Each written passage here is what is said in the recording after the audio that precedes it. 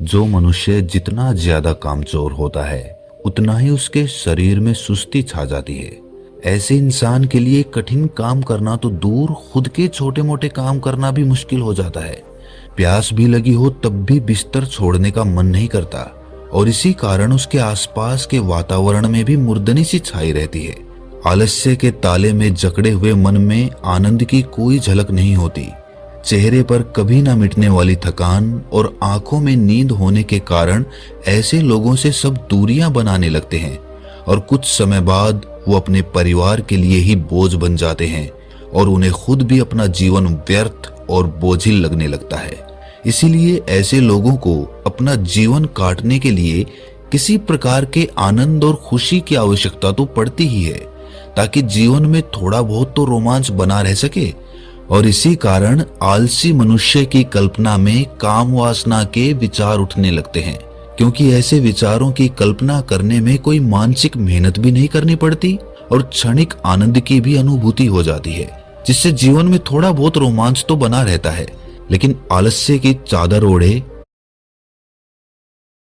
MongoDB, Express, React, Node.js, System Design, Advanced Algorithms and है, लेकिन आलस्य की चादर ओढ़े ये काम वासना के विचार किस प्रकार जीवन का सारा आनंद चूस लेते हैं, उसी पर आज की कहानी आधारित है।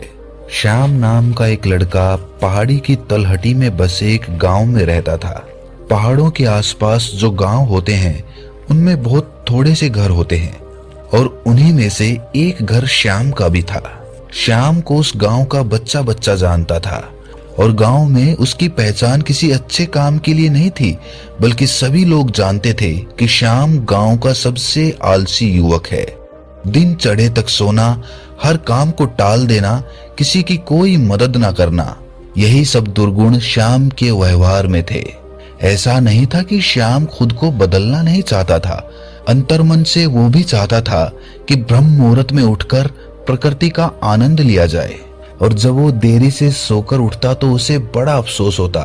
वो उसी पल सोचता, वो उसी समय खुद से संकल्प करता कि चाहे कुछ भी हो जाए, कल तो ब्रह्म मुहूर्त में उठकर ही रहूंगा। लेकिन रात होते होते वो अपना संकल्प भूल जाता था और फिर अगले दिन चढ़े तक सोते रहता।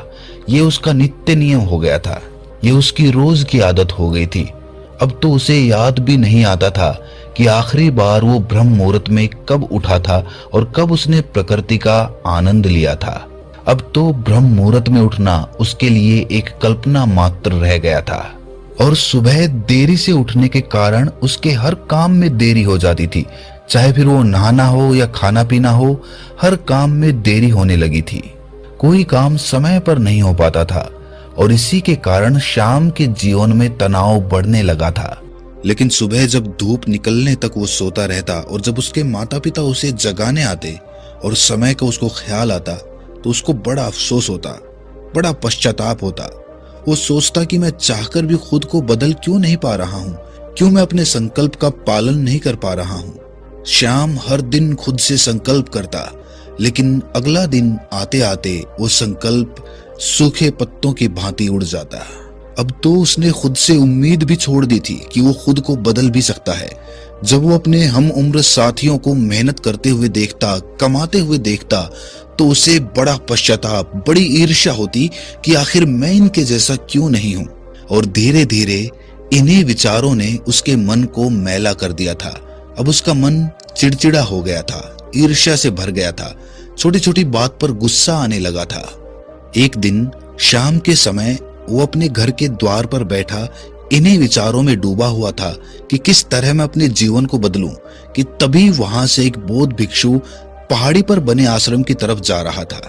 गांव की जो पहाड़ी थी उसकी चोटी पर एक आश्रम बना हुआ था और वहां पर एक बौद्ध भिक्षु बड़े शांत वातावरण में रहता था।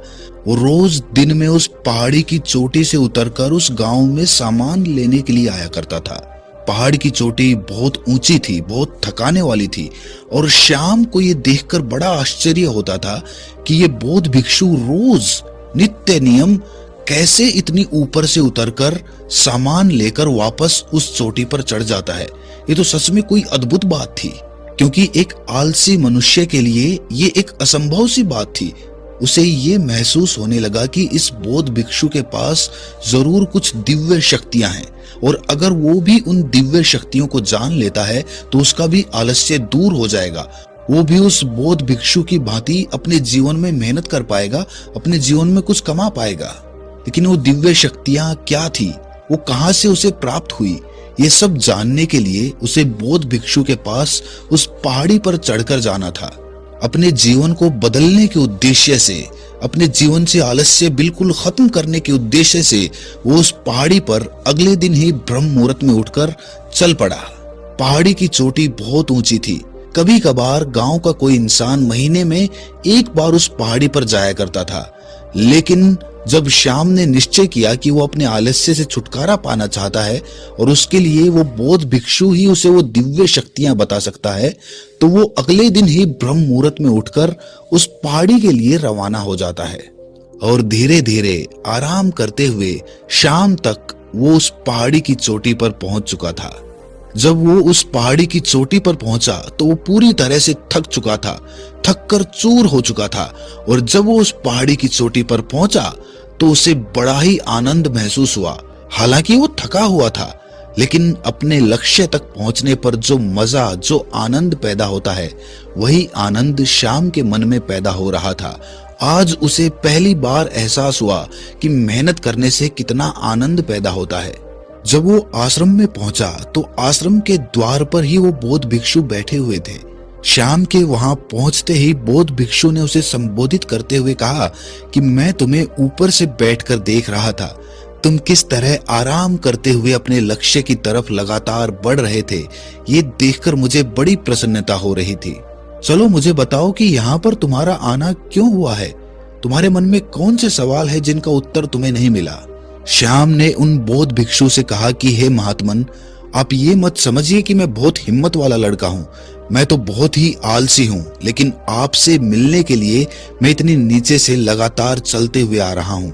वो आप ही हैं जिन्होंने मुझे हिम्मत दी, जिनकी वजह से मैं इतनी ऊंची पहाड़ी चढ़ पाया। मैं अपने जीवन में कभी कल्पना भी नहीं कर सकता था कि कभी इतनी ऊंची चोटी चढ़ पाऊंगा, लेकिन मेरे मन के सवाल मुझे जीने नहीं दे रहे थे, इसीलिए मजबूरन मुझे आपके पास आना पड़ा। मैं आपसे जानना चाहता हूं कि इतनी उम्र बीत जाने के बाद भी आपके शरीर में उस फुर्ती, वो चपलता, वो फुर्ती कैसे कायम रह पाती है? कैसे आप रोज गांव में जाकर वापस इस आश्रम में आ पाते हैं? जिस चोटी पर लोग महीनों महीनों नहीं चढ़ पाते, आप रोज कैसे इतनी दूरी तय कर लेते हैं? अगर आप मुझे वो रास्ता बताएंगे तो मैं अपने जीवन से आलस्य को बिल्कुल दूर कर पाऊंगा। आलस्य के कारण मैं अपने जीवन से बहुत परेशान हूँ। पूरे दिन बिस्तर में पड़ा रहता हूँ और नाना प्रकार के ख्यालों की कल्पना करता रहता हूँ, और पिछले बहुत दिनों से मेरे मन में काम वासना के विचार लगातार चलते रहते हैं, जिसके कारण मेरे शरीर की प्राण शक्ति धीरे धीरे खत्म हो रही है। मैं बहुत जल्दी बूढ़ा होने लग रहा हूँ। मुझे किसी चीज में कोई आनंद नहीं आता, सिर्फ काम वासना को छोड़ दिया जाए तो। सिर्फ मेरी काम वासना ही है जो मुझे आनंद प्रदान करती है। जब भी मैं अपने बिस्तर में लेटता हूँ तो नाना प्रकार के सुंदर युवतियों के चेहरे मेरी आंखों के सामने घूमने लगते हैं।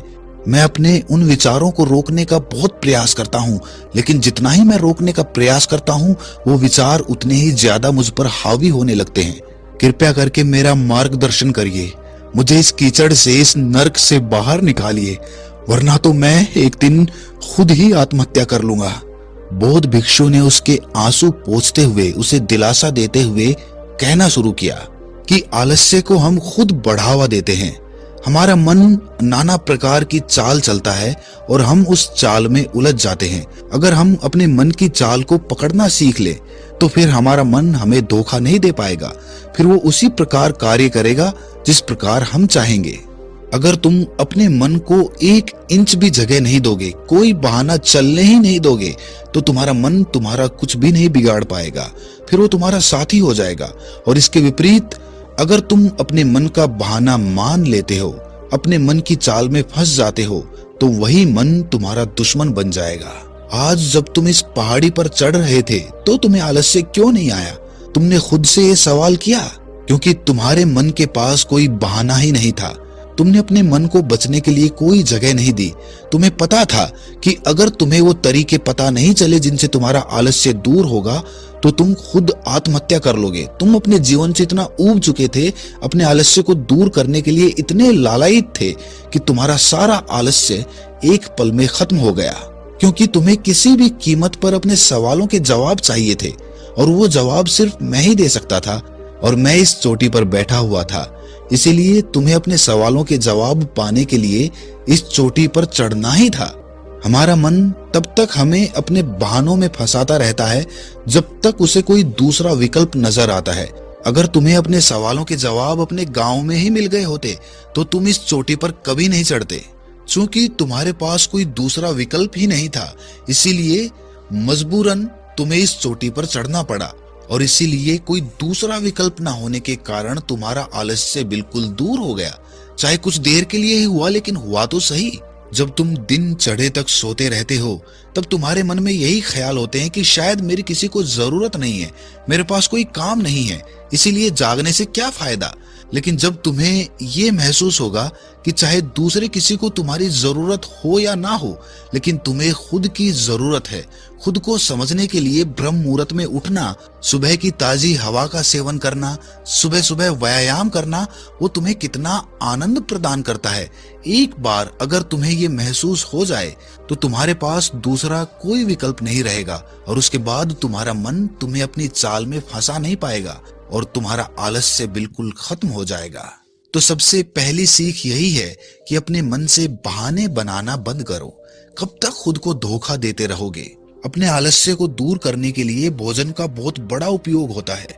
जैसा खाएं अन्न वैसा हो जाए मन। इसीलिए जिस प्रकार का भोजन तुम करते हो उसी प्रकार का तुम्हारा मन हो जाता है।